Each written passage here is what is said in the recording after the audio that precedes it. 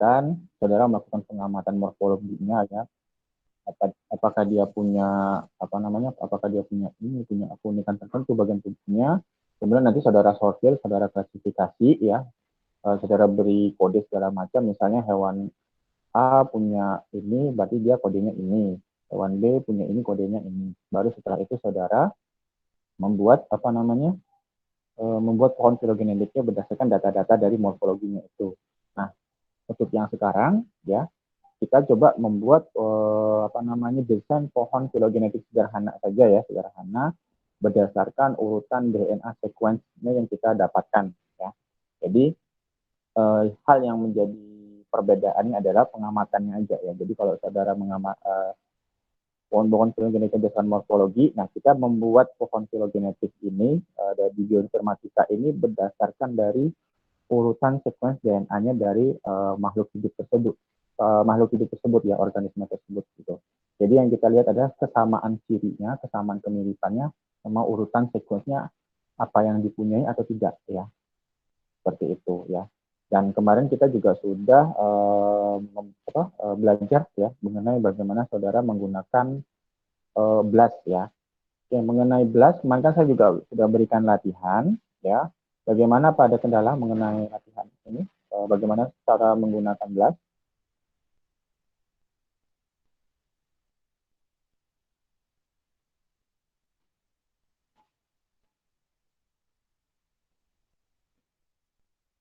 Gimana? Ada kendala menggunakan BLAST? Sepertinya tidak, Pak. Sejauh ini belum nyaman, Pak. Oke, dari latihan kemarin ya, apa aja yang saudara dapatkan?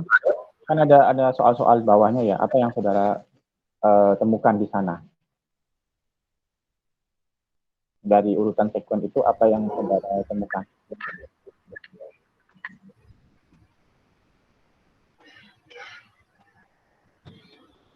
Homo sapien, Pak. Homo sapien yang mana? Yang nomor 21, Pak. 21 ini Homo sapien. Iya, retikulon isoform Homo Iya, sapien. Pak. Oh, retikulon isoform. Oke.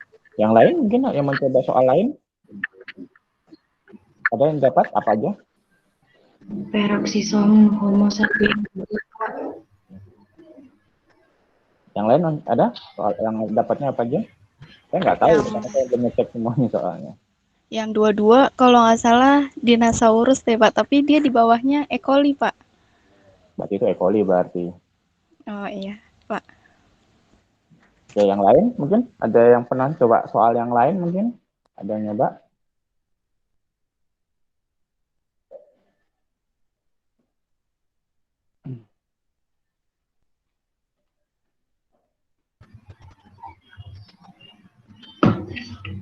Peroksisom dari Homo sapien, Pak. Yang mana itu? Nomor berapa?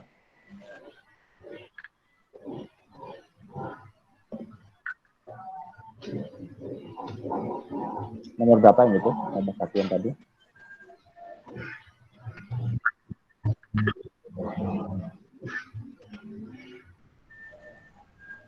Nomor 24, Pak. Nomor 24 ya, oke. Oke, baik ya. Jadi dari latihan ini, saudara juga sekarang sudah bisa ya melakukan atau mencari data-data sequencing dengan menggunakan BLAST di NCBI ya. Karena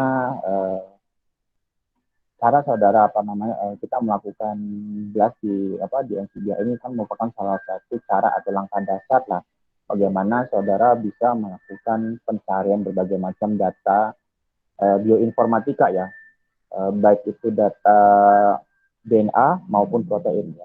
Jadi NCBI itu atau kita di bioinformatika itu data yang kita olah itu sebenarnya cuma dua macam aja sebenarnya. Data sekuen dari data sekuen DNA, yang satu lagi sekuen dari protein, itu aja. Dan tapi dari dua itu nanti kita bisa kembangkan berbagai macam informasi yang kita dapatkan gitu ya semuanya. Tapi paling tidak saudara sudah menguasai atau sudah bisa melakukan pencarian sendiri ya dengan menggunakan BLAST. Misalnya saudara kalau misalnya saudara mencari apa namanya sequence tertentu yang mungkin relevan nanti bagi penelitian saudara ke depannya ya. Oke. Selanjutnya ya, karena kita sudah belajar mengenai belas ini, sekarang kita coba belajar untuk bagaimana kita mendesain apa namanya pohon filogenetiknya ya berdasarkan sequencing DNA tersebut ya. Baik. Oke. Yang pertama biasa ya, kita coba masuk ke NCBI dulu ya. Caranya sama ya kita ini ya. Kita apa namanya? Bagaimana kalau misalnya yang kemarin ya, yang harimau itu ya, kita coba bikin pohon filogenetiknya ya dengan membandingkan dengan berbagai macam hewan yang ada ya. Oke. Caranya sama seperti biasa ya. Kita menggunakan ini nukleus 13 ya. Oke. Oke. Kita coba blast ya data yang kemarin ya, ini. Data yang kemarin nih, yang data Panthera tigris ini. Oke.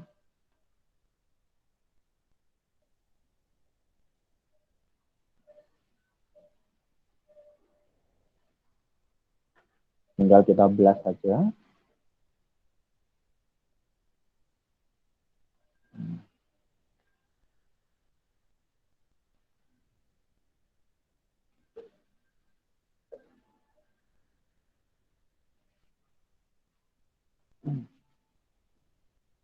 Oke.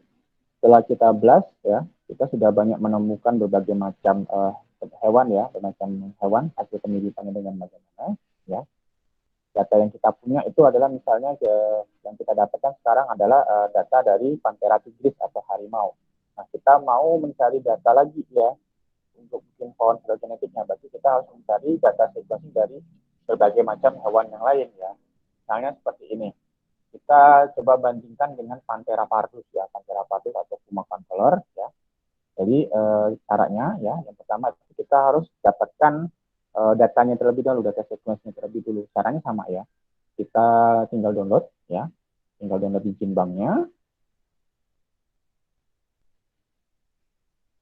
Ya, caranya sama seperti kemarin di FASTA. Kemudian tinggal saudara bikinkan aja ya data FASTA-nya ya, seperti biasa seperti ini ya. Tinggal klik file, nanti turun apa namanya FASTA ya. Nah, setelah itu baru nanti tinggal saudara ubah lagi apa namanya sequencing FASTA itu dijadikan ke Notepad ya. Jadi diubah teksnya ke Notepad ya. Jadi nanti .fasta-nya ke .txt ya, gitu. Oke. Kalau sudah ini saudara tinggal cari lagi ini data lainnya gitu misalnya. Yang tadi data pertama kita sudah dapatkan dari apa namanya? Dari Panthera apa tadi kita? Panthera pardus, Pak. Tigris. Panthera pardus. Panthera tigris, Panthera pardus ya. Yang kita membandingkan itu punyanya Panthera tigris ya. Oke, kita coba lagi cari yang lain gitu. Misalnya kita coba ambil yang Panthera leo ya, Panthera leo. Panthera leo itu kalau nggak salah singa. Kita masuk di sini, sama kita ambil datanya sama ya. Cuman kalau misalnya mau saudara efisien ya, saudara bisa tinggal langsung copy paste saja ya.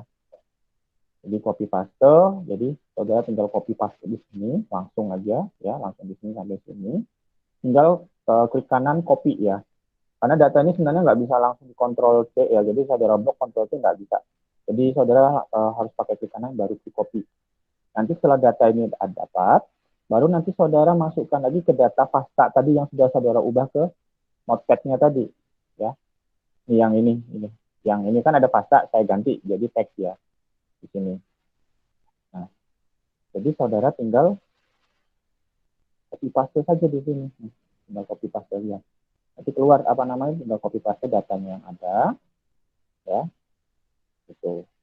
Jadi semua data sequence atau yang ingin saudara coba pakai nanti dimasukkan aja dulu ke dalam Notepad ya, jadi satu-satu ya. Jadi ini yang saya buat sama kelompok sebelumnya ya, caranya sama ya.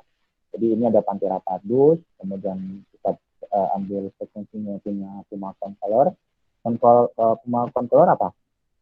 Bisa dicari.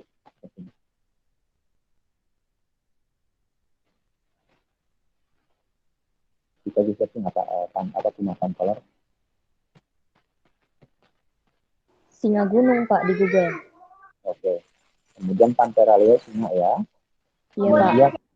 Kemudian series apa kemarin? Kucing, Pak. Kucing, Pak. Panik buku. Anjing. Jadi tinggal satu di paste aja langsung ya. Panik buku. Sama yang terakhir adalah Physeter catodon. Apa ini Physeter catodon?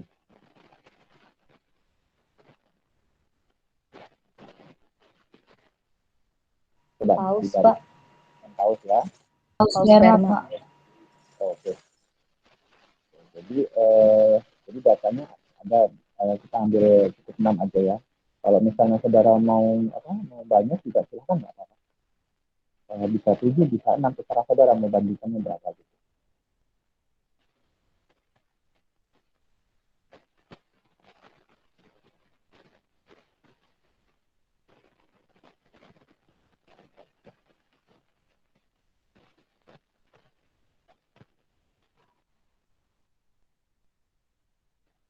Oke.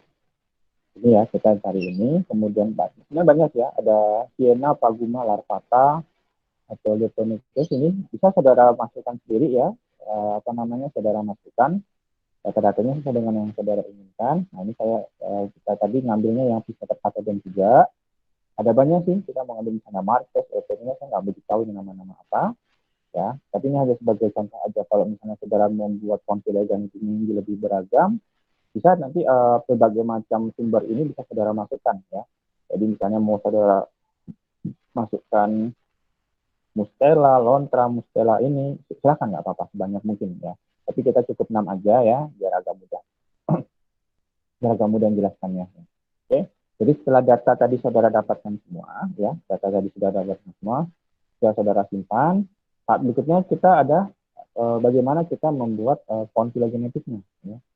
Jadi untuk membuat pohon filogenetiknya, ya kita kembali lagi ke ini, ke blastnya tadi ya, di sequence blast tadi ya. Kita sudah input ya, ini tadi input punya, kalau nggak salah punya harimau tadi yang punya, kita yang mau kita blast lagi ya. Kemudian saudara bisa diperhatikan ini ada tulisannya kan, yang di bawah ini ada align to or more sequence ya. Jadi ini kita bisa menambahkan lebih macam sequencing DNA yang kita punya ya, yang kita bisa gunakan untuk sebagai pembanding ya. Jadi kita buka ya, kita ini tentang, nanti kan keluar seperti ini ya, datanya seperti ini ya. Begini. Setelah itu nanti data yang ada yang kita dapatkan tadi ini semua ya. Data semua ini tadi ya. Saudara tinggal di copy aja, tinggal di copy ya. Setelah itu saudara tinggal masukkan saja di sini ya. Tinggal dimasukkan sini semua ya, sudah. Setelah itu nanti saudara set semua ya, sudah saudara set semua sesuai dengan yang keinginan saudara, tinggal saudara blast aja ya. Tinggal saudara blast ya, ditunggu sebentar ya, karena mesti mencari juga ini. Oke. Kita lihat di sini. Nah, ini ada pembandingannya ya. Jadi ini data yang kita masukkan tadi semua ya. Kemudian sequence condition ini bisa saudara pilih sendiri ya. Dari data-data itu bisa pilih semua atau pilih salah satu aja juga boleh ya. Tapi kita pakai pilih select all ya semuanya ya. Oke. Kalau sudah semuanya di sini, perhatikan di sini ada grafik, kemudian ada distance tree of result sama XR keluar ya. Untuk beberapa toolsnya banyak yang belum saya coba lagi ya, karena saya sudah lama juga nggak pakai NCBI hampir 3 tahun lebih, nggak apa-apa. Tapi kita coba belajar lagi karena ada beberapa fitur baru yang belum saya coba juga ya. Setelah itu nanti kita langsung klik di distance tree of result ya. Tinggal klik di sini, ya, nanti dia buka di tempat baru ya. Ini adalah blast tree ya.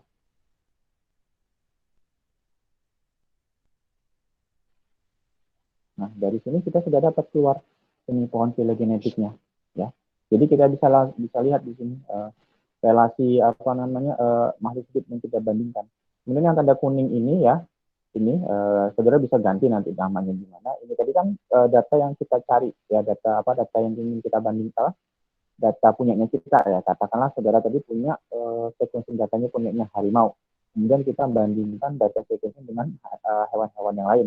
Berarti kita blast, kita bikin pohon filogenetiknya. Nah, dari sini kita bisa ketahuan kan, kita lihat hubungan kekerabatan sama korelasi satu sama lain ya.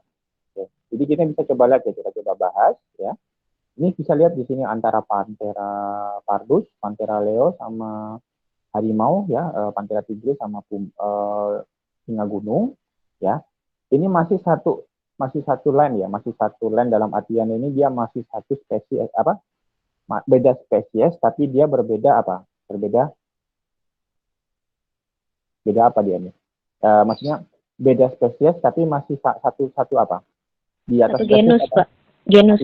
Genus ya. Jadi dia termasuk genus apa? Genus Panthera ya. Panthera. Panthera atau kucing besar ya. Kemudian kita lihat lagi di atas lagi. Di sini ada Feliscatus ya. Ini kalau Feliscatus ini kalau misalnya saudara mau bikin lebih ini spesifik ya. Ini biasanya kan ditarik di sini ya. Maka kita bisa lihat di sini bahwa di sini Feliscatus di sini ya. Dia sudah berbeda genus tapi masih satu apa? Di atas genus ada apa? Family ya. Masih satu family ya. Berarti antara kucing sama Panthera dia masih satu family cuma beda genus ya, berarti ya kan. Ya masih termasuk Iya, apa Pak. kalau family apa? Family kucing apa istilah Felidae. Felidae ya. Berarti dia masih satu family ya, family Felidae. Hanya dia berbeda jenisnya ya. Yang satu jenis Panthera atau kita biasanya nyebutnya sebagai kucing besar. Ini yang Feliscatus ini kita bisa nyebutnya mungkin kucing rumah aja ya, kucing rumah atau kucing yang biasa kita temui ya, kucing kecil ya. Tapi dia masih satu family ya. Kemudian kita naik lagi ke atas di sini ya. Kita bandingkan sama yang namanya Canis lupus ya. Canis lupus tadi apa? Anjing, Pak. Anjing ya. Nah, di atas family ada apa? Di atas family nyebutnya apa? Ordo, Pak. Ordo. Ordo apa dia di atas ini? Carnivora, Pak. Carnivora ya. Berarti mereka masih satu ordo ya, yaitu hewan pemakan daging ya, bisa dikatakan itu. Kemudian juga masih termasuk hewan yang memiliki 4 kaki ya, berjalan dengan 4 kaki, kemudian strukturnya sama, struktur tubuhnya sama ya. Dia punya 4 kaki, kemudian punya ekor, kemudian punya telinga ya, tapi mungkin wajah apa segala macam mungkin berbeda karena dia sudah itu berarti berbedanya di family ya.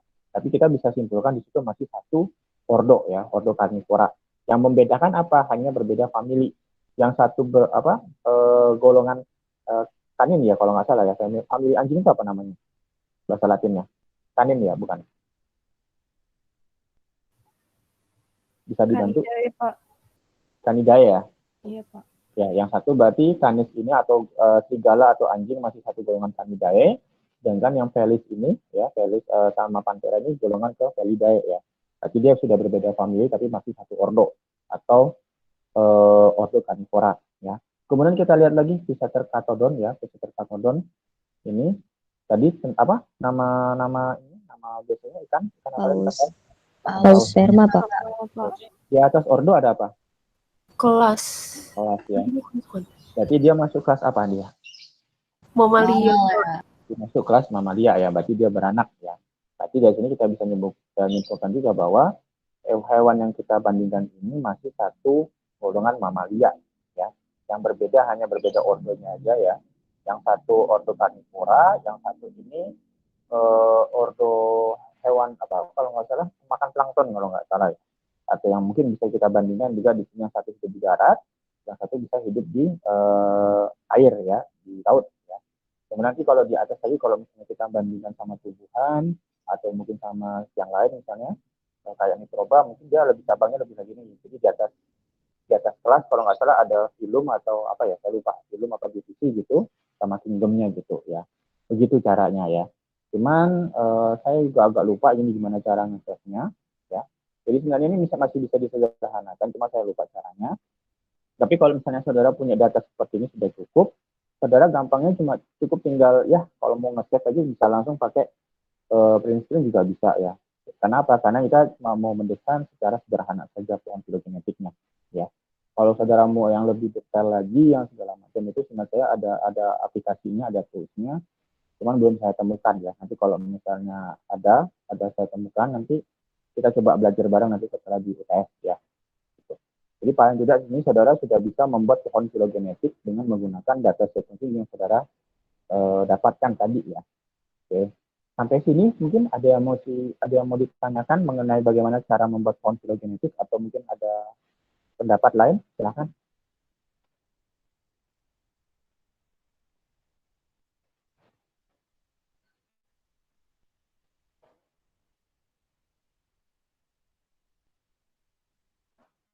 Belum, Ada Pak, yang... sepertinya. Belum ada?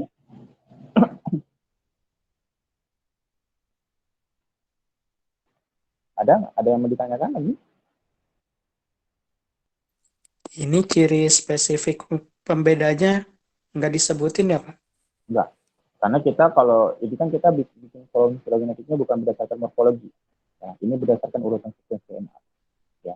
Kalau mau lebih detailnya lagi, ya saudara bisa membandingkannya dengan urutan sekuensi DNA. Itu ada toolsnya lagi. Tapi mau nggak saudara membaca genomnya yang sampai ribuan itu, ya kan? Paling yang kita baca itu paling sebenarnya hanya persentase perbedaannya saja, kemiripannya aja. Jadi misalnya Panthera sama Panthera nanti ya mungkin ada kodenya sekitar 0,8 apa segala macam. Oh ternyata di sini kita tahu antara Panthera leo sama Panthera pardus ini selisih perbedaannya ya atau kemiripannya lah katakan itu sekitar 99,2%. Ya, karena terus itu 0,8, berarti kan perbedaannya sekitar 0,8%. Jadi total DNA sequencing yang kita analisis gitu. Itu aja kalau dari ini. Karena kita kalau bandingan dari sini, dari bandingan berdasarkan urutan itu kita mau tahu biasanya kita mau tahu itu bukan secara morfologinya, tapi asal usulnya biasanya itu. Apalagi kalau misalnya kita mau melakukan identifikasi ya, katakanlah identifikasi berbagai macam varian yang baru, misalnya mikroba yang baru atau misalnya virus yang baru, itu kan ketahuan nanti asal usulnya dari mana gitu bisa dilihat. Ternyata misalkan virus corona ini ternyata asalnya dari virus yang ada di hewan ini. Terus kita lihat kekerabatannya misalnya antara virus corona yang biasanya menyerang manusia yang nggak berbahaya itu hubungan kekerabatannya bagaimana atau relasinya ada apa tidak gitu. Jadi kita bisa menentukannya di situ. Tapi kita tidak membahas spesifik sampai ke bentuknya segala macam tidak. Ya itu saya rasa itu bisa dipelajari di tingkat lanjut gitu ya.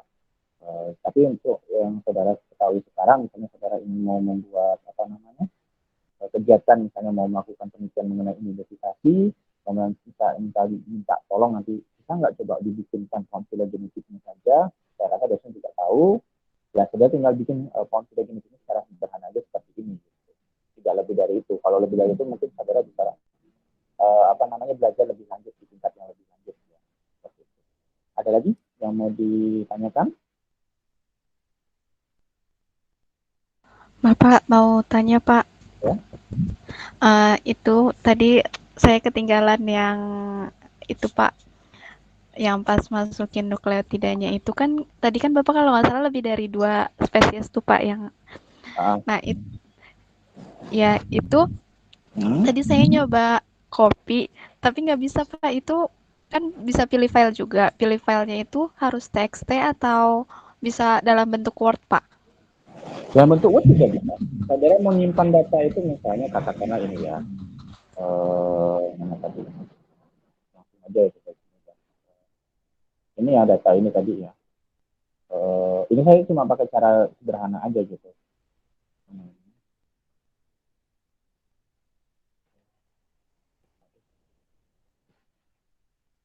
Bikin baru aja deh ya. Saudara mau simpan dimanapun juga bisa kok. Nggak harus di ngeset gitu. Saudara mau langsung data tadi, maksudnya data yang mana tadi? Pada datanya ya.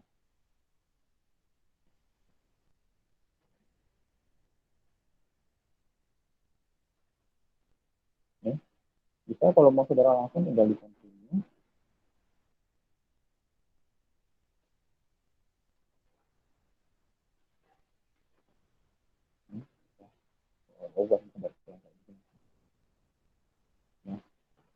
Jadi saudara tinggal saudara ini juga bisa saudara tinggal masukkan copy, tinggal masukkan ke Word juga bisa, saudara mau minta di dalam bentuk Word. Ya. Ini hanya media saja, nggak apa-apa. Media ya.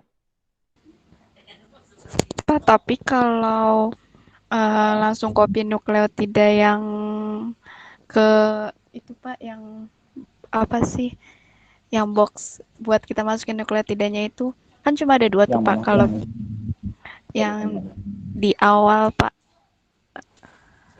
yang di awal. yang kita mau ngeblas Pak. Oh ya, bentar.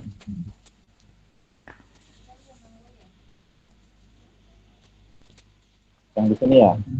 Iya Pak, kan itu ada 2 doang ya Pak. Kalau misalkan kita langsung nge-copy buat lebih dari 2 spesies, bisa di satu kotak itu Pak. Yang itu kan yang atas tuh Maksudnya yang di sini, Iya. hanya di sini aja nggak bisa. Karena ini kan sebagai data acuan kita, ini data utama kita. Ini adalah data sekunder biasanya. Yang data yang kita mau jadikan acuan atau perbandingan gitu. Nggak bisa langsung semuanya gitu. Kalau yang di bawahnya juga satu spesies berarti Pak? Yang di sini? Iya Pak. Yang di sini bisa sebanyak apa yang saudara mau, bisa saudara input. Oh baik Pak. Ya Pak, terima kasih Pak. Karena ini data utama ya, data utama. Misalnya saudara dapat hasil identifikasi sekuensnya dari penelitian saudara, misalnya saudara melakukan identifikasi mikroba, ya saudara dapat sekuensnya, ya data utama saudara data saudaranya masuk di sini, masukkan di sini, terus nanti saudara input data pembandingnya di sini, data pembanding, ya kayak tadi, ya yang kita coba bandingkan itu adalah data utamanya data punya harimau, kita bandingkan data yang lain ya, data misalnya data dari macan tutul tadi, apa namanya singa, kemudian anjing, kucing, sama ikan paus, kita masukkan datanya di sini semua karena dia data sekunder, ya data pembanding. Baik Pak. Setelah itu nanti baru tinggal saudara jelas, tinggal langsung gitu aja data. Baik Pak, terima kasih Pak. Ada lagi yang mau ditanyakan?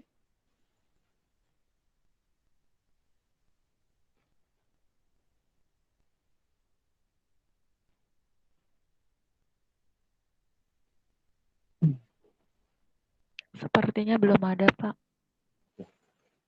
Kalau nggak ada, saya rasa sudah cukup ya, sudah cukup pemahaman saudara mengenai bagaimana cara kita membangun pohon genetik secara sederhana ya. Ya jadi paling tidak sekarang saudara sudah bisa bikin seperti itu, yang secara sederhana saja. Nah, ini satu kesini.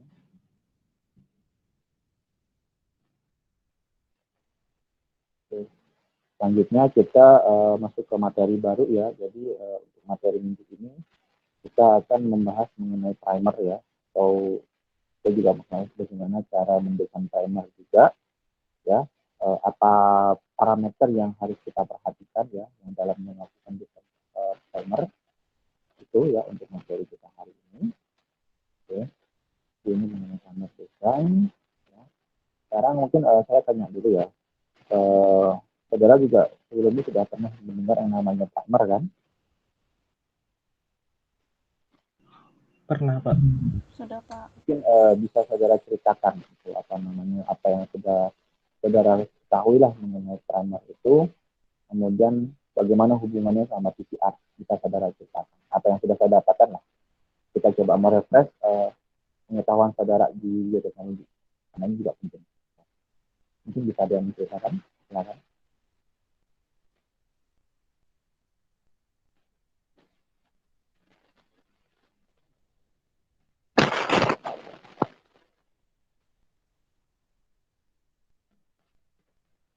Silakan, ada yang, kalau ada yang bisa bercerita, kita coba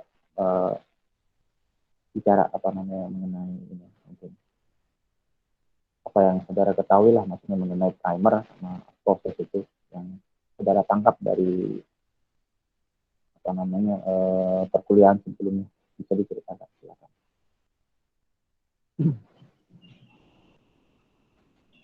Saya ada, Pak. Ya silakan, Silakan. Jadi sepahaman saya tuh primer tuh kalau di PCR itu berfungsi pada tahap annealing atau tahap pemanjangan. Tapi di mana primer ini berperan sebagai seperti starter dia. Jadi ketika DNA sudah dari double helix teruntai jadi single helix, jadi jadi single untai single aja.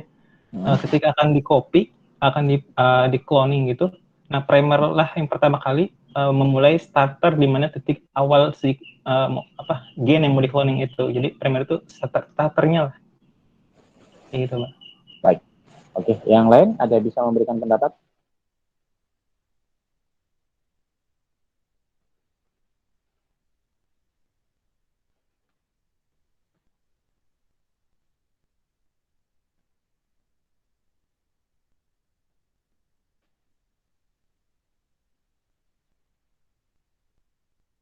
Yang lain? Mungkin. Ada yang punya pendapat atau pandangan? Atau apa? Kita aja. Kurang lebih sama dengan Rijal, Pak. Oke. Baik. Jadi seperti yang saudara ceritakan tadi ya, jadi primer ya itu merupakan salah satu komponen yang ada ya dalam teknik PCR. Ya. Jadi dia berperan sebagai cetaknya ya, plate-nya, di mana nanti primer tersebut nanti akan menempel di DNA yang menjadi target ya, atau DNA template ya, sehingga nanti ketika ada proses yang namanya proses polimerasi ya, atau perpanjangan yang kita elongasi itu nanti primer itu nanti akan ditambahkan nanti urutan-urutan sequencing berdasarkan dari cetakan dari DNA-nya ya. Jadi primer itu adalah oligonukleotida ya, atau polinukleotida ya, karena ukurannya itu sedikit lebih kecil ya, kisaran sekitar 18 sampai dengan 24 nanti kita bicarakan ya. Jadi oligo ya. Jadi dia yang sebagai awalan untuk memulai suatu amplifikasi DNA ya, prosesnya itu. Jadi nanti dia akan menempel di DNA template sesuai dengan komplementerinya gitu ya. Lalu nanti itu terjadi proses perpanjangan ya. Jadi bisa saudara lihat di sini ya. Jadi komponen-komponennya itu yang kita butuhkan misalnya untuk dalam proses PCR itu adalah pasang primer ya. Pasang primer dalam artian di sini adalah kita menggunakan primer forward ya, atau primer 5 ya, 5 yang atas itu, atau primer reverse, atau biasanya kalau kita lihat itu primer yang ada 3 stepnya itu ya. Biasanya kita menggunakan polimerase chain seperti itu, tapi kita juga bisa menggunakan cukup satu primer saja ya, kalau misalnya kita ingin hanya untuk amplifikasi biasa, ataupun misalnya kita cuma mau melihat kualitasnya saja, kita bisa seperti itu.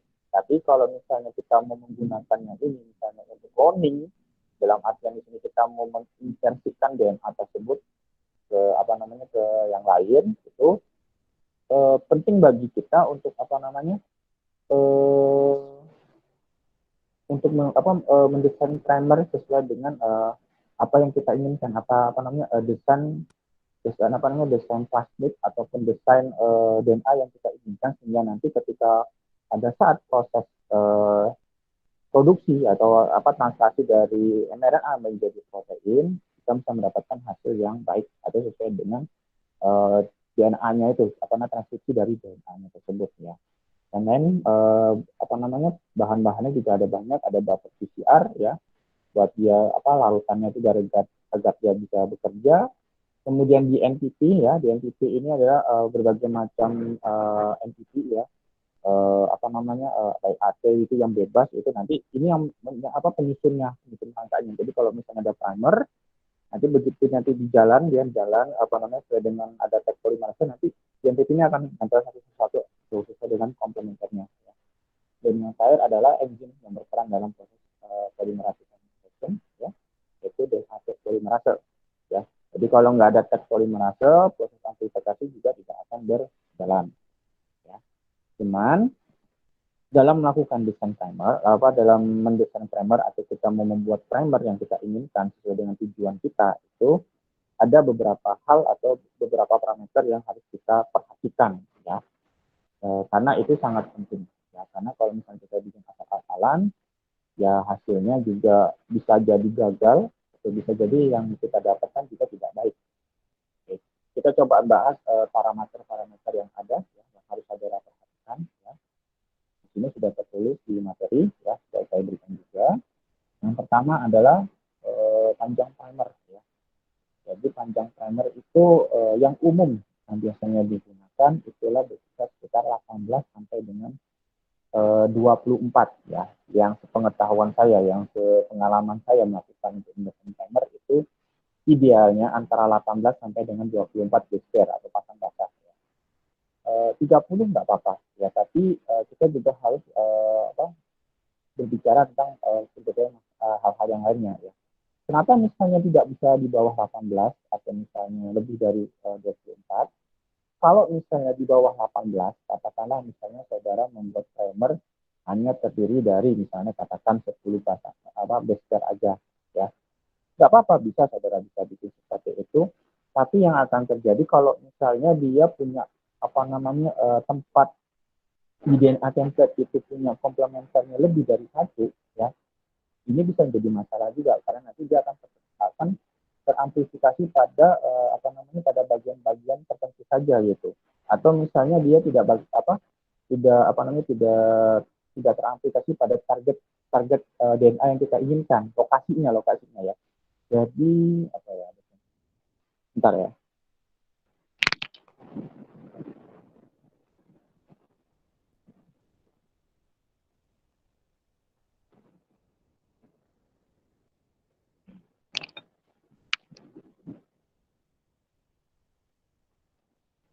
Oke, katakanlah ini untayan panjang DNA-nya ya. Jadi misalnya ini template-nya itu. Kalau misalnya terlalu pendek ya, dan ini DNA-nya panjang dan saling komplementasi satu sama lain, nanti kalau terlalu pendek dia akan bisa menempel di ujung sini, bisa menempel di ujung sini, bisa menempel di ujung akhir. Ya. Sesuai dengan komplementernya gitu. Karena apa? Dia semakin dia rendah, ya semakin dia pendek dia itu tingkat keunikannya atau algoritma dari dari DNA itu juga semakin simpel gitu. Jadi nanti dia komplementer dengan berbagai macam set yang ada di DNA yang saudara punya itu bisa berbagai macam. Padahal yang kita inginkan adalah DNA primer itu bisa menempel di region atau di set yang kita menjadi target yang sudah kita tentukan ya. Misalnya di ujung ini, yang di ujung awal ini harusnya ya, jadi dia tidak menempel di sini atau di sini ya. Oke, terus kenapa kita nggak boleh kita nggak perlu membuat desain primer terlalu panjang misalnya lebih dari 24 misalnya mau bikin sampai 30 maupun sampai 40. Kalau saya bilang sarankan boleh, tapi itu tidak efisien ya. Lebih tepatnya mubazir ya. Karena memang kalau misalnya kita lebih panjang dia tingkat keunikannya atau bakal menjadi spesifik ya. Tapi itu juga tidak bagus dalam artian juga mubazir karena buat apa? Di satu sisi juga spesifitas primernya juga agak rancu ya, karena dia tidak terlalu banyak gitu, meskipun dia paling juga tetap patuh juga, tapi itu tidak bagus juga. Yang kedua dari segi biaya ya, karena saudara boleh bikin desain primer itu sebanyak apapun, kemudian mau sepanjang apapun sampai 50 besar nggak ada masalah. Cuman yang jadi pertanyaannya adalah biaya untuk melakukan sintesa primer itu mahal ya. Katakanlah di sini saya nggak begitu tahu harganya ya. Kalau seingat saya harganya itu sekitar katakanlah satu sintesa nukleotidanya aja 75.000 ya. Sedangkan desain primer saudara panjangnya itu sekitar 22. Sekarang pertanyaannya coba kalikan 22 kali 75.000 sudah berapa?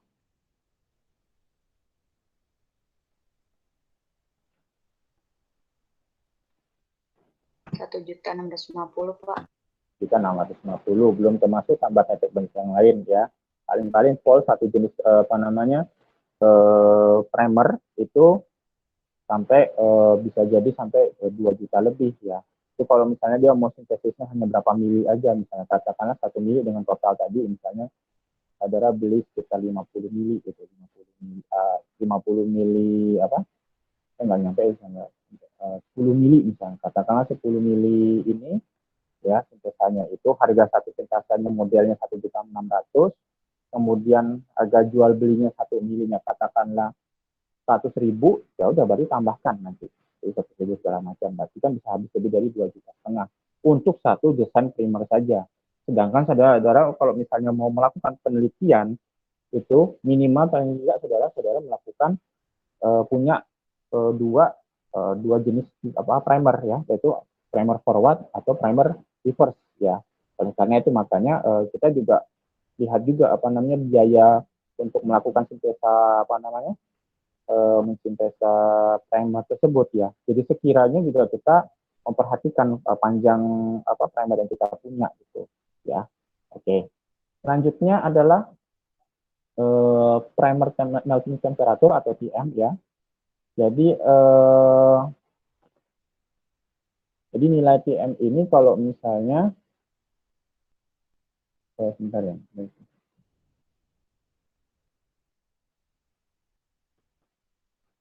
Jadi primer itu juga kita harus melihat yang namanya primer melting temperature sama primer annealing temperature ya.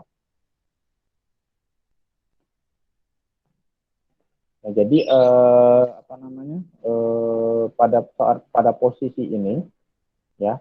Jadi saudara harus memperhatikan bahwa nilai primer melting temperature itu juga tidak bisa lebih dari suhu denaturasi DNA yang terjadi pada proses PCR ya. Untuk proses PCR ya, proses denaturasinya berapa derajat Celcius?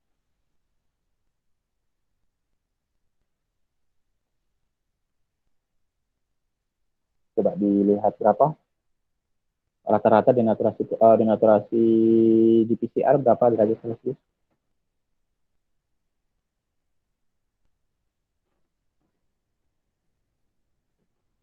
90-an Pak, 93 sampai 95. 93 sampai 95 ya. Jadi dia dalam kondisi yang panas untuk melepaskan ikatan DNA ya. Jadi dia biar bisa dia ngebuka ya. Jadi yang kalau misalnya dia kayak gini harus itu nanti kebuka enggaknya. Nah, ada setelahnya itu kebuka nanti baru nanti diturunkan suhunya menjadi suhu yang optimumnya untuk primer atau tempat annealing itu penempelan ya, penempelannya primer tersebut misalnya katakanlah sudah saudara tentukan suhunya itu sekitar 50 atau 55 derajat Celcius biar nanti dia suhu annealingnya primer nanti bisa dengan mudah menempel ya, menempel gitu. Sehingga dan juga untuk proses nanti juga katakanlah misalnya optimumnya annealing saudara itu sekitar 50 derajat Celcius. Tapi saudara tidak boleh men-set nanti ketika pada saat proses annealing nanti tidak boleh saudara set lebih dari 55 derajat Celcius ya. Nah, karena apa? Karena nanti kalau misalnya 55 derajat Celcius nanti primernya nggak akan bisa nempel di di DNA template-nya gitu. Atau bisa mungkin kadang juga bisa rusak juga ya. Karena karena primer itu nanti bisa mudah terlepas juga ya kalau misalnya terlalu tinggi ya. Jadi kalau dia nempel nanti nempel di DNA template, kalau suhunya terlalu tinggi dari suhu annealing nanti dia juga bisa dengan mudah lepas juga ya. Jadi dia tidak bisa nanti terjadi proses elongasi gitu. Ya. Kemudian makanya di sini kita harus bicara mengenai selisih primer melting temperature atau DKTM ya. Jadi suhu annealingnya itu karena kita dapat berapa dan kita dapat PM-nya berapa, nanti kita bisa tentukan atau konfigurasinya dengan menggunakan tools ya. Nanti katakanlah saudara dapat 56, berarti suhu optimumnya adalah sekitar 50 sampai dengan 51. Begitu cara menentukannya ya. Oke. Nah, cuman ada satu lagi. Ini kita baru menggunakan satu primer. Sedangkan biasanya pada proses PCR ya, kita menggunakan dua macam primer ya. Primer forward sama dengan primer reverse ya. Nah, primer forward sama primer reverse ini mau tidak mau harus saudara satukan suhu annealingnya ya, tidak harus sama. Bapak, mohon maaf suaranya agak kurang jelas tadi Pak, agak terendam gitu. Begitu. Sekarang jelas? Masih belum Pak?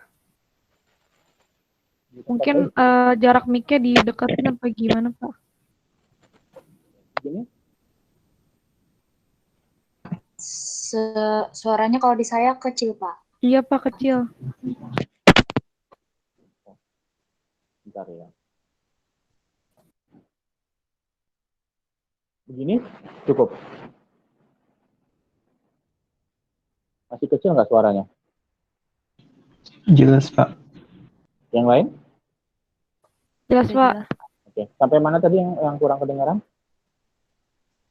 Jelas, Pak. Sampai mana tadi yang kurang kedengaran? Yang kurang jelas tadi sampai mana tadi?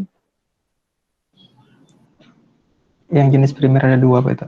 Iya, Pak. 2 Oke. primer itu. Ya. Berarti yang annealing tadi sudah ya? Konfirmasi annealing tadi ya? Iya, Pak. Oke.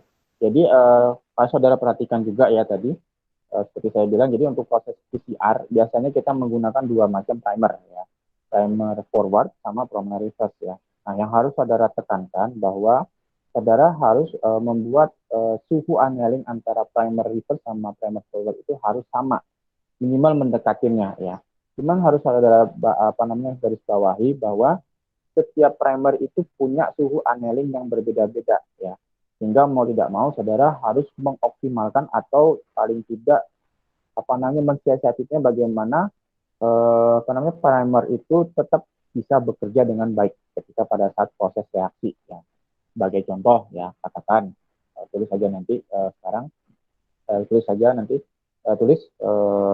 untuk yang primer forward ya, itu punya suhu annealingnya, punya suhu optimumnya katakanlah sekitar 48 sampai dengan 52 yang forward.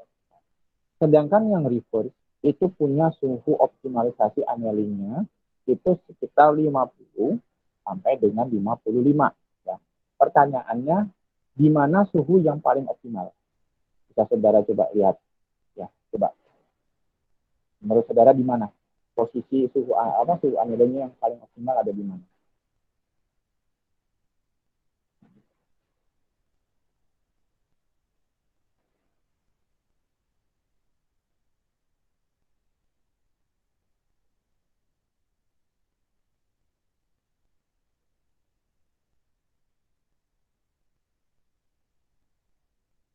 Oke, gimana?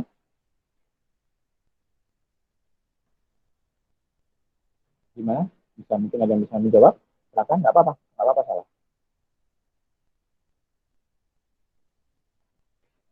Maaf Pak, tadi suhunya berapa Pak? Untuk yang primer forward ya, katakanlah suhu annealing optimumnya antara 48 sampai dengan 52. Ya. Untuk yang reverse itu suhu optimum annealingnya 50 sampai dengan 55. Pertanyaannya, di mana suhu yang paling optimum dari kedua primer tersebut? 50 atau 51, Pak? Oke, berarti benar 50 sampai 51. Kita ambil posisi suhu yang tengahnya ya, di mana dia masih bisa bekerja dengan optimal ya. Karena kita juga harus memperhatikan kalau misalnya suhu forwardnya nggak bisa lebih dari 52, ya kita nggak bisa gunakan itu, nggak bisa kita samakan. Gitu. Makanya kita harus mencari nilai suhu yang paling optimum di antara kedua timer tersebut ya. Oke. Oke, selanjutnya sampai sini mungkin ada yang mau didiskusikan terlebih dahulu mengenai parameter yang di atas sebelum saya menjelaskan parameter yang lain.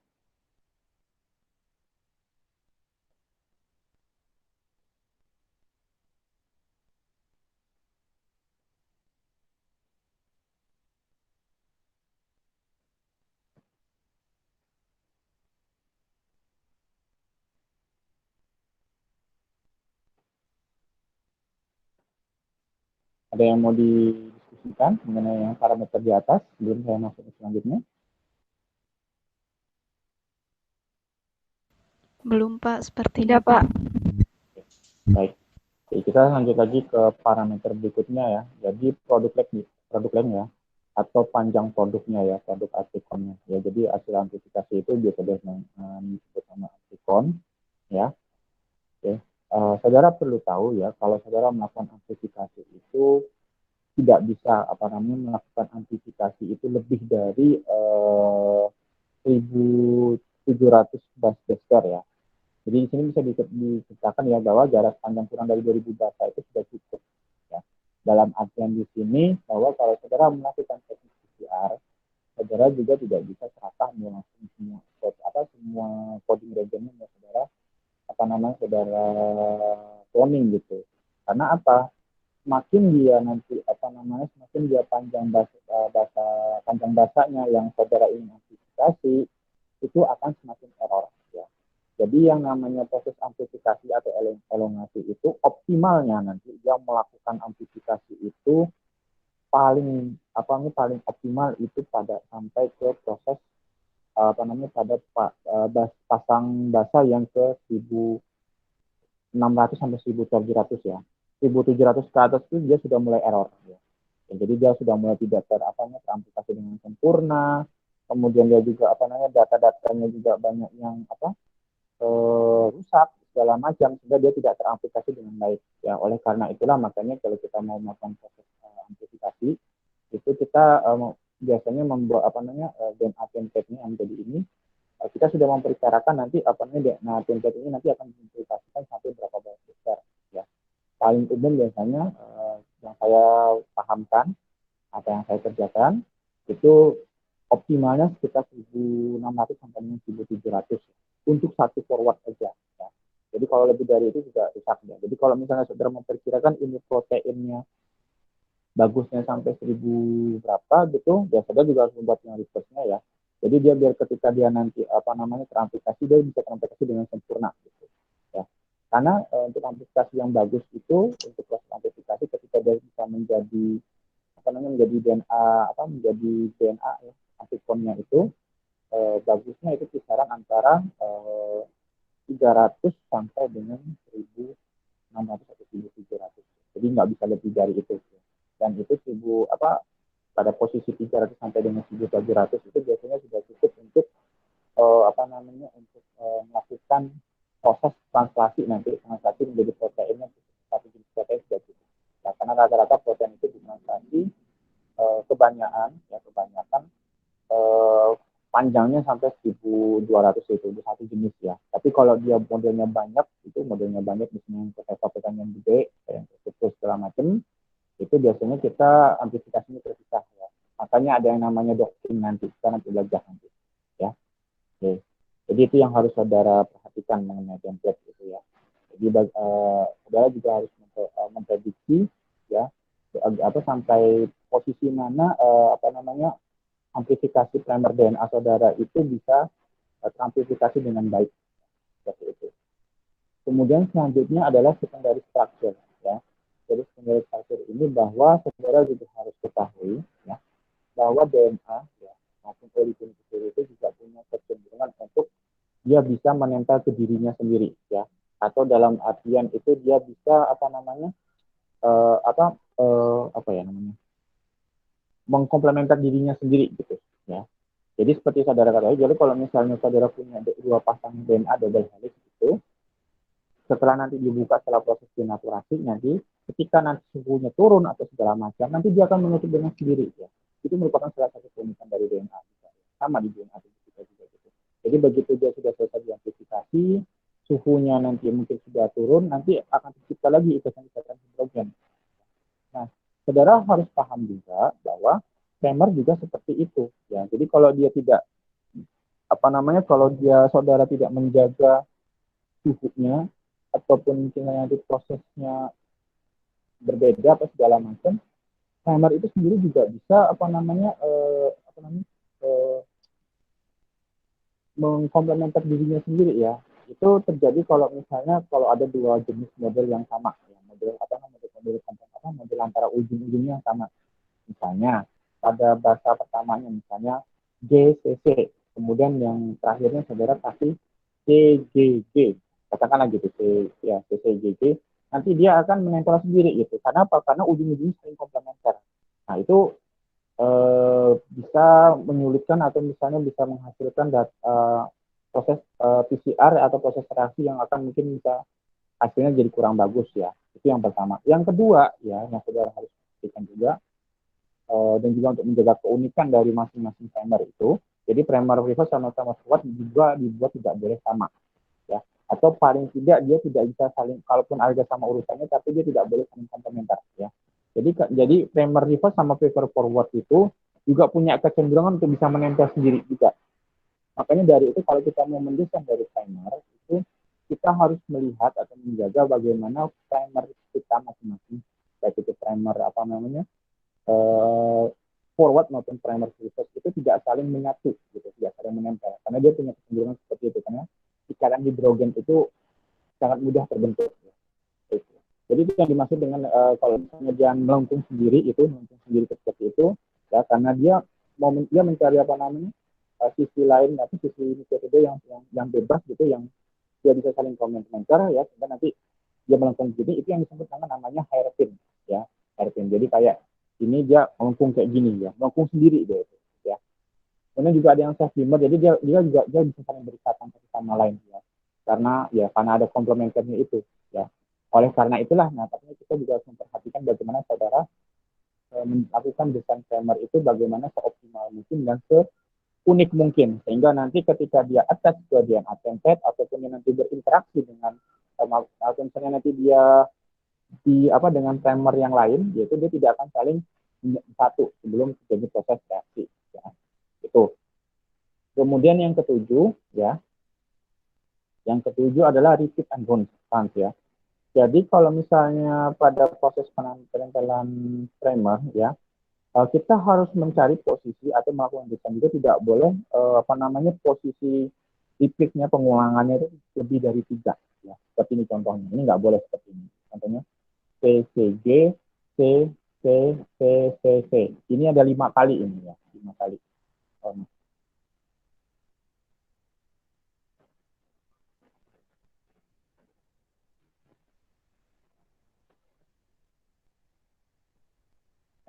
Ini nggak boleh dari ini, lebih dari ini, ya. Harus saudara hindari ini. Jadi kalau misalnya saudara mau mendesain primer, paling banyak adalah 3, ya. Jadi misalnya contohnya ini, C, C, G, C, C, C, C, C. Setelah itu baru boleh, ya. Tapi harus paling tidak yang keempat itu harus berbeda dari yang sebelumnya, ya. Baik itu A, G itu sama. Atau T, C, T, G, T, C, C, T, A, G. Boleh seperti itu, ya.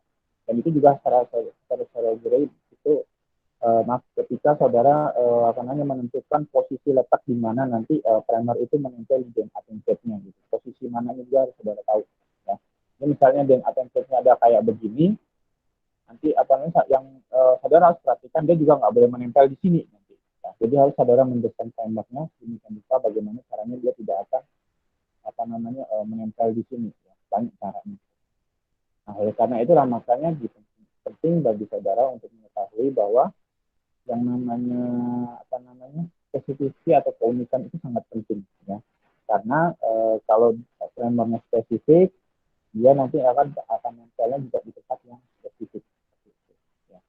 Kemudian yang selanjutnya adalah restriction site, ya.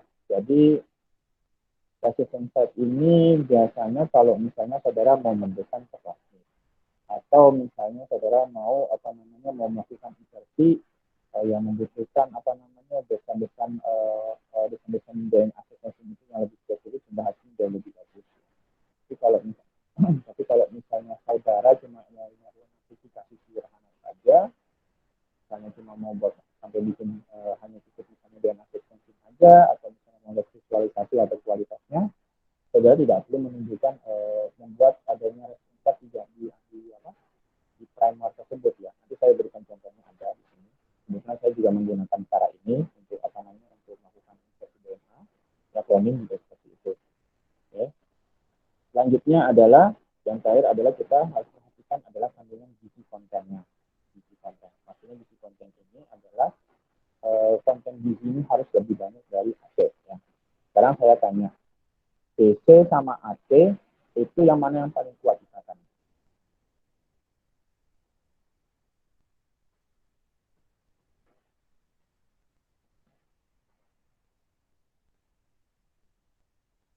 Ayo coba lihat, BC sama AC yang mana paling kuat misalkan?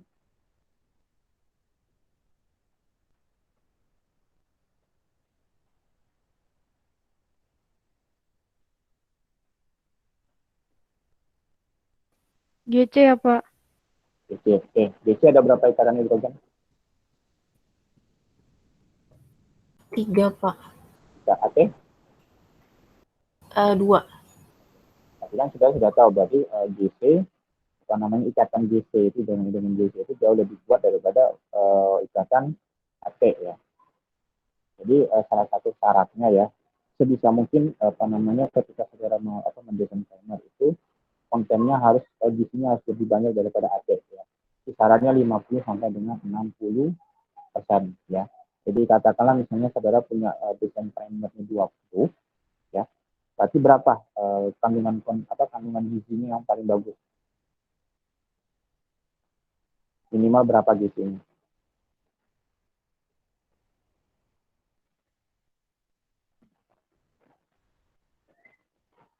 Dengan tadi persyaratannya harus 50 sampai 60. Jadi saudara membuat konten membuat desain primernya sebanyak 20 pasang basa. Ada berapa yang dibutuhkan berarti GC-nya?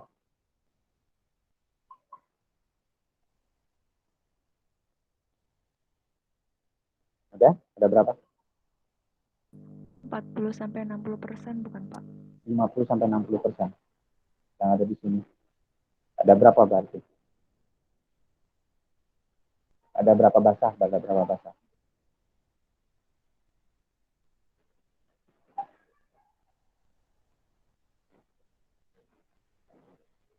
Kan tadi ada 20, saudara bikin 20 20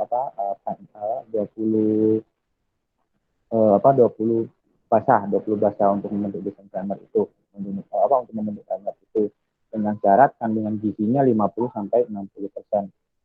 Tapi berapa banyak gizi GC kontennya yang saudara harus masukkan ke dalam primer tersebut? 10 sampai 12 kan Pak? 10 sampai 12 ya. Atau mungkin bisa lebih dari itu sedikit nggak apa-apa ya, 50 sampai 65. Cuman nggak boleh lebih dari itu ya. Karena susunan pola desain primer itu juga harus mengikuti susunan dari DNA template yang kita masuk ya. Jadi nggak sembarangan juga ya. Jadi kita harus menentukan di mana posisi gizi kontennya di DNA template yang akan kita taruh itu sesuai atau tidak ya. Seperti itu. Oke. Dari sini sampai parameter-parameter tersebut ada yang mau ada yang mau ditanyakan?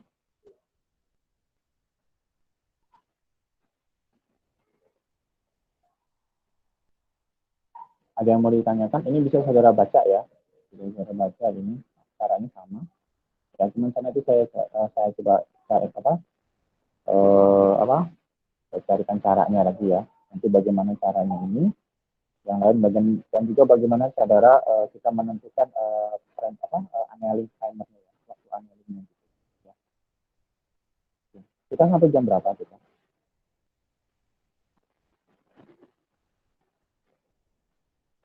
.15.40 Pak sepertinya.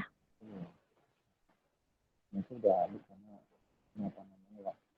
yang sudah saya bahas sudah selesai juga.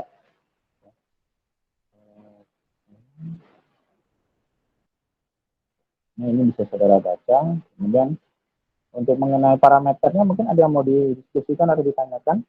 Ini.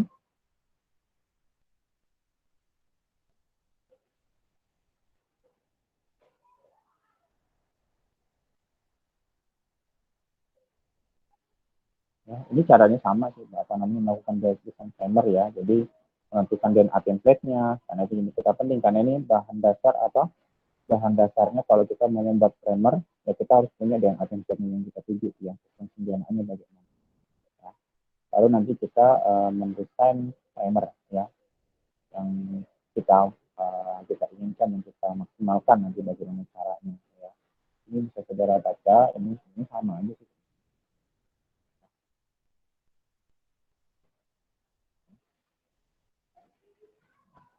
Ini mungkin bisa kita bahas minggu depan ya, sembari kita mencoba untuk melakukan desain timer ya. Jadi kita coba pelatihan desain timernya minggu depan ya.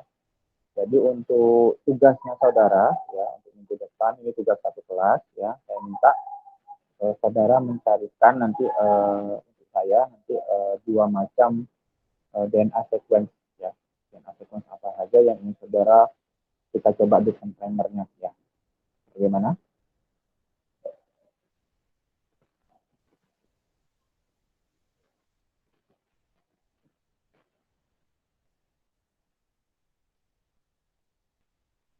Bagaimana?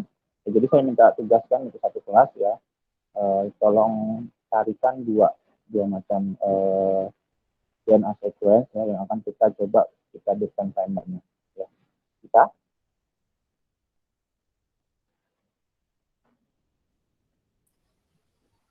Iya, Pak. ya. Jadi minggu depan kita belajar untuk latihan desain primer ya. Ya. Kemudian Baik. kemudian satu lagi yang bagaimana cara kita menentukan menentukan waktu primer, waktu annealing ya. Oke, saya kasih contoh aja ya.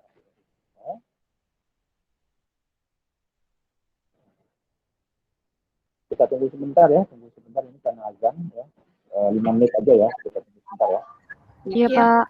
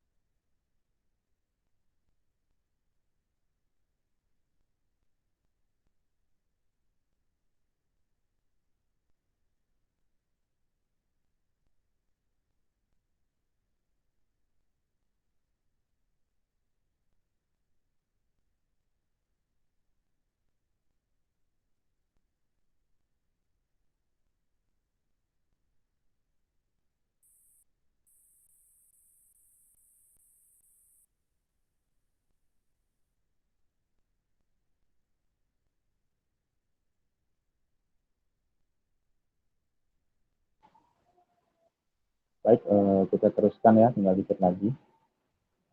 Jadi kita coba apa namanya bagaimana kita menentukan time annealing ya. Jadi untuk menentukan time annealing itu kita harus tahu bahwa suhu annealing itu bukan kita yang menentukan ya, atau apa yang kita sesuai dengan apa yang kita mau. Misalnya pada suhu berapa, nggak bisa ya, karena suhu annealing itu ditentukan oleh panjang primer yang akan kita buat sama kandungan gizi kontennya ya, itu yang harus kita perhatikan ya. Jadi kita juga harus memilih posisi site DNA site-nya itu yang mana posisinya yang mau kita tempelkan dengan dengan primernya itu ya. Jadi ini saya kasih contoh aja ya. Ini contohnya ada. Jadi adalah ini DNA yang akan mengkombinasikan yang akan menghasilkan protein enzim selulase ya. Jadi di sini ini ada data primernya ya. Jadi data primer ini bukan data ini ya. Jadi ini hasil hasil sequencing dari primer 5 ya, dari primer 5 ya. Karena primer 5 cuma di sini sebenarnya. Tapi ini hasil sequencingnya untuk mengetahui seberapa jauh ini proses amplifikasinya berjalan ya. Jadi dari 1 sampai berapa ini saya lupa ya. Kemudian untuk reverse sama ya. Jadi saya juga menganalisis seberapa jauh dia primer tersebut dapat teramplifikasi ya, sampai seberapa panjang base pair-nya ya. Oke, sama caranya. Nah ini adalah namanya kondik ya. Jadi saya mencoba menggabungkan antara DNA amplikon dari hasil primer amplifikasi dari primer forward sama reverse ya. Ini nanti dihasilkan data sequencing yang bisa kita lihat, bisa kita lakukan ya. Gitu. Oke, dari sini kita bisa tentukan ya. Jadi ini mohon maaf ya. Jadi ini ini adalah data yang kita inginkan. Tapi biasanya kalau untuk mengetahui berapa sequencing ini kita biasanya menggunakan primer universal ya. Primer universal biasanya kita bukan kita yang menentukan ya. Tapi biasanya nanti kalau kita mau data sequencing biasanya kita ngirim ke ke perusahaan ya, atau ke perusahaan yang bisa melakukan analisis DNA sequence ya.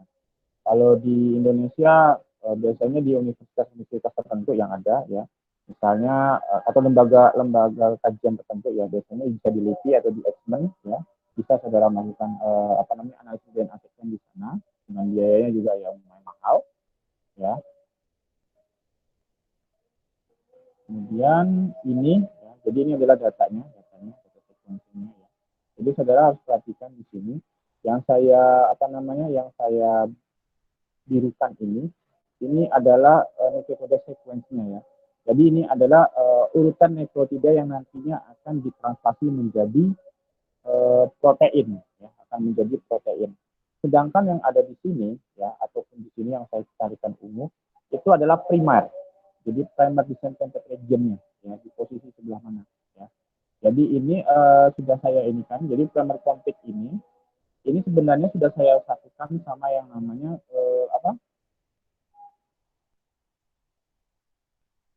sudah saya satukan menjadi di dalam plasmid ya, di dalam plasmid itu.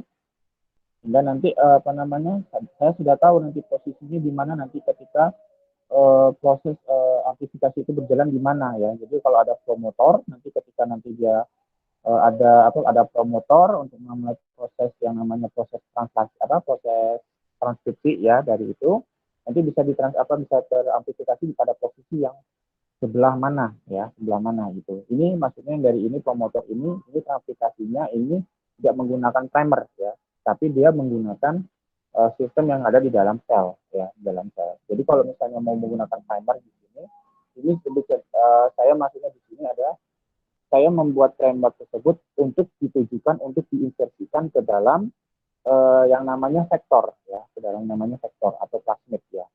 Di sini mungkin saudara sudah paham yang namanya vektor atau apa namanya atau plasmid. Sudah pernah mendengar istilah itu? Sudah. Pak. Oke. Jadi Sudah, Pak. jadi plasmid itu jadi semacam apa namanya, semacam carrier dari dari DNA ya. Jadi plasmid jadi bisa diinsersikan ke DNA target itu, kemudian kita masukkan ke dalam sel target ya, misalnya mikroba apa segala macam yang kompeten, sel kompeten. Nanti proses amplifikasinya itu nanti bisa dihasilkan dari proses metabolisme sel tersebut ya, dan bisa dihasilkan dari sel tersebut. Nah, untuk amplifikasinya ini, primer ini ya, saya desainnya itu berdasarkan data hasil sequencing dari primer universal ya, data sequencing universal dari DNA yang saya punya gitu. Jadi saya ketahui dulu DNA yang saya punya, lalu nanti saya desain yang namanya primernya, bukan primernya. Primernya itu ya, ini secara spesifik ya, saya bikin seperti ini ya. Jadi ada yang sel 3AF, maksudnya F ini adalah forward, kemudian ada BMX1. Berarti di sini maksudnya adalah primer desain ini saya tambahkan yang namanya enzim restriksi ya.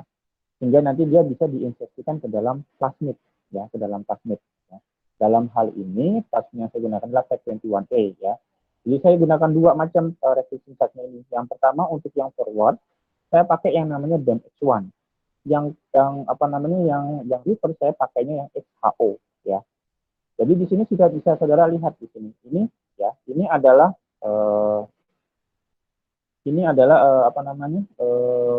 primernya ya, primer yang saya bikinkan berdasarkan data dari sequencing yang ada di sini ya, ada yang ada di sini ya.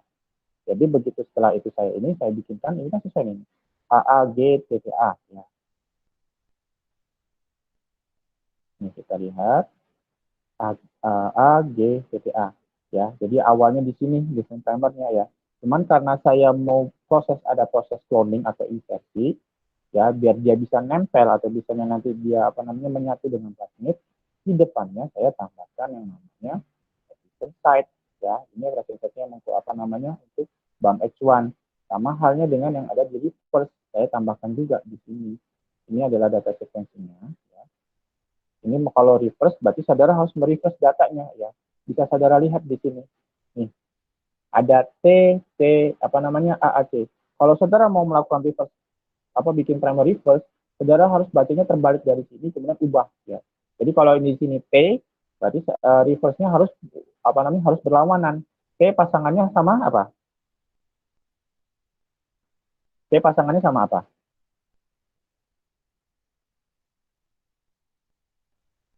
Timin pasangannya sama apa? Timin. Oh, timin adenin. Berarti di sini saya tulis adenin yang sesuai dengan posisinya tadi. Dan di depannya saya tambahkan existence site ya. Supaya nanti hasil amplikon dari proses PCR yang menggunakan ini tadi, bisa diinsersikan ke dalam plasmid. Nah, plasmidnya nanti juga sudah dipotong juga dengan menggunakan ekspresi. Jadi ketika nanti ada proses yang namanya lignasi, ya nanti plasmid sama amplikon saudara bisa menyatu ya sebelum dikloning ke dalam sel gitu ya. Jadi contohnya seperti ini nih. Kita lihat plasmid ya. Plasmid sudah pernah dijelaskan juga sebelumnya? Sudah, Pak. Oke. Jadi kenapa kita harus mendesain amplikon itu juga sudah ada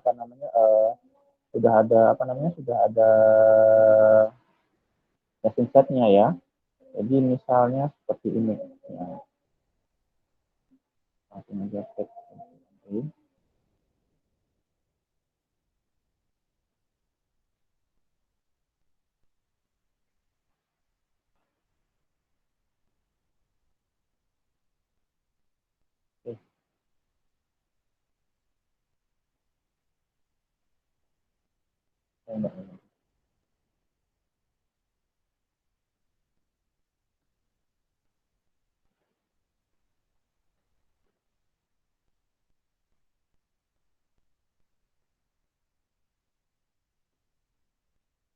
Ini kecil ya.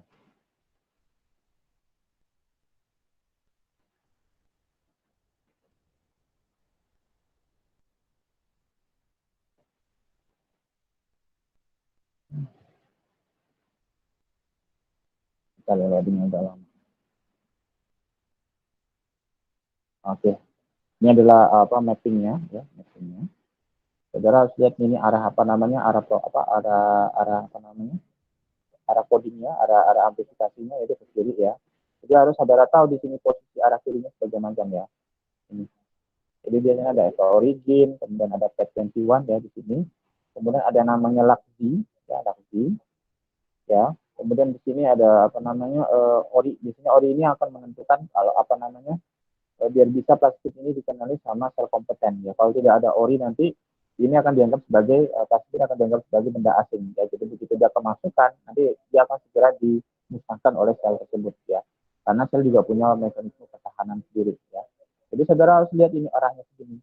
Posisi di mana yang dia harus dipotong sama yang mana ya. Tadi saya bilang saya pakai apa namanya di primer forwardnya saya pakai BMS1 ya. Kita coba cari BMS-nya ada di sini. Ya. Di sini, di urutan 198. Kemudian saya pakai SHO. Ya, BMS-nya itu di research aja di sini. Berarti saya potongnya di sekitar sini. Nah, ini nanti yang di posisi ini nanti akan diinsersikan gen saya seperti itu. Ya, caranya begitu. Cara kalau misalnya saudara mau melakukan insersi ke dalam plasmid. Ya.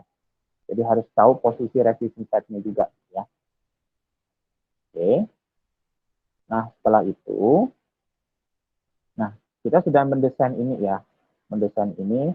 Cuman kita tidak tahu apa namanya posisi apa namanya suhu annealing yang tepat bagaimana. Nah, untuk menentukan suhu annealing yang tepat tadi seperti yang sudah saya katakan, faktor yang menentukan suhu annealing itu ada dua ya. Yang pertama panjang dari primer, yang kedua adalah kandungan gizi kontennya ya. Cuman kita tidak bisa prediksi berapa besar suhunya ya. Tapi kita bisa coba prediksi dengan menggunakan tools ya. Untuk toolsnya ya saya biasanya menggunakan ini Polygos ini ya. Saya biasanya ya tinggal masukkan aja data tadi yang sudah saya buat ya apa namanya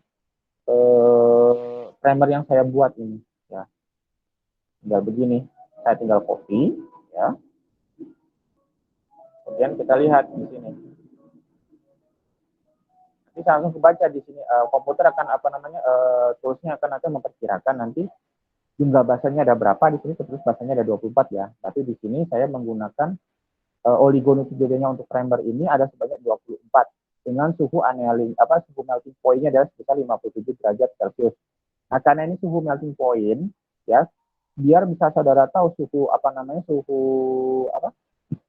optimalnya itu saudara bisa kurangi dengan 5 derajat Celcius ya, seingat saya. Ya, jadi suhunya sekitar 52 derajat Celcius untuk suhu annealingnya ya. Jadi kalau misalnya saudara mau ngeset suhu annealingnya itu bisa 50 bisa di-set di PCR nanti ya. Karena apa? Kalau misalnya saya katakanlah saya nambah lagi ini nukleotidanya ya, misalnya kayak gini. Nanti suhunya akan naik ya. Atau misalnya saya naikkan A di sini ya. Maka suhunya akan naik suhu annealing ini ya. Karena antara A, C, T itu punya kenaikan yang berbeda-beda ya. Bisa jadi nanti C-nya lebih tinggi, bisa jadi A-nya lebih tinggi seperti itu ya. Nah, cuma di sini kita juga harus tahu juga karena kalau misalnya saudara menggunakan teknik PCR, ya saudara cuma bisa menginput satu jenis suhu ya. Jadi suhu annealingnya nggak bisa gunakan dua sekaligus. Ya, jadi kalau 50 saja. Nah, oleh karena itu saudara juga harus mendesain primernya yang berpasangan ini paling tidak suhu annealingnya sama atau mendekati mirip ya. Misalnya seperti ini ya. Ini contohnya adalah primer forward ya. Ini adalah primer primer reverse-nya ya, primer reverse-nya. Kita coba masukkan di sini. Nah, ini suhunya sama ya, berarti di sini tidak ada perbedaan secara signifikan ya. Jadi suhu antara primer forward sama primer reverse-nya bisa bisa digunakan ya. Atau katakanlah di sini nanti misalnya yang punya saya satu di sini saya tambahkan ya. Misalnya seperti ini. Suhunya sekitar 58 sama 57 gitu. Jadi saya biasanya menggunakan misalnya pakai suhu yang paling optimum di antara dua ini. Kalau dia masih masuk 57,5 ya pakai. Kalau dia masih masuk 57 saja ya masih pakai, silakan seperti itu. Tapi dia ada rentang waktu rentang suhu optimalnya ya. Seperti itu. Kemudian selanjutnya ya, untuk mendesain ini juga saudara juga harus memperhatikan dimmernya juga ya. Jangan sampai dia nanti ketika nanti bertemu ya, ataupun sebelum nanti proses proses PCR nanti ketika saudara nyampurnya sebelum prosesnya tiba-tiba dia menjadi dimmer ya, atau misalnya dia saling berikatan satu sama lain ya. Jadi primer reverse akan berikatan akan nempel di namanya primer reverse ya, itu tidak sangat diinginkan. Jadi makanya dari untuk desainnya sebisa mungkin dia tidak saling komplementer ya. Contohnya seperti ini. Ini saya kasih contoh ya. Saya katakanlah saya tambahkan C di sini. Nah, di sini nanti ketahuan di sini ya. Nanti komputer nanti ya untuk desainnya ini dia tahu nanti ini bisa dimmer ini. Bisa self complementary primer ya. Jadi dia bisa saling berikatan ya, saling menempel ya. Ini tidak diinginkan pada saat proses PCR ya. Karena ini bisa menghambat reaksi yang terjadi, kemudian hasilnya juga tidak baik ya. Jadi harus saudara diperhatikan yang namanya desain PCR seperti itu ya. Ini bagaimana caranya kalau saudara mau menentukan suhu annealingnya ya. Tapi kalau untuk latihannya kita minggu depan coba ya, dengan berdasarkan aturan-aturan yang sudah ada ya. Saudara bisa baca tadi yang ada di sana tadi ya. Ya, baik Pak. Oke. Jadi jadi nanti untuk ini saya baca-baca dulu ya di ini nanti minggu depan kita coba bikin kita bikin desain primernya berdasarkan sequence yang saudara berikan ke saya minggu depan ya. Oke. Baik, Pak. Ya, Pak. Baik, Pak. Oke, sampai di sini ada yang mau ditanyakan?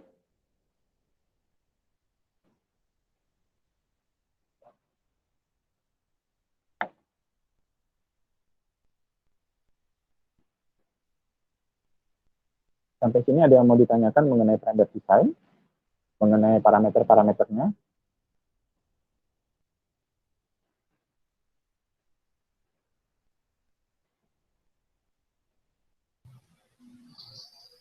Sepertinya belum.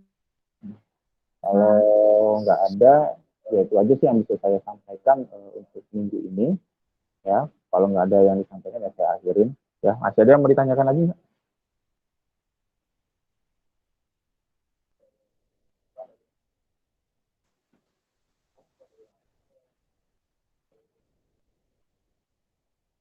Sepertinya tidak ada, Pak. Oke. Kalau nggak ada, ya udah saya cukupkan aja ya untuk pertemuan hari ini. Ya, terima kasih atas perhatiannya. Wassalamualaikum warahmatullahi wabarakatuh. Waalaikumsalam. Waalaikumsalam warahmatullahi wabarakatuh. Terima kasih banyak, Pak. Terima kasih, Pak. Silakan absen ya, yang belum absen. Baik, Pak. Saya lupa tadi untuk PJ nanti jangan lupa untuk berikan screenshot-nya ya ke saya. Baik, Pak. Oke, itu aja yang bisa saya sampaikan. Terima kasih.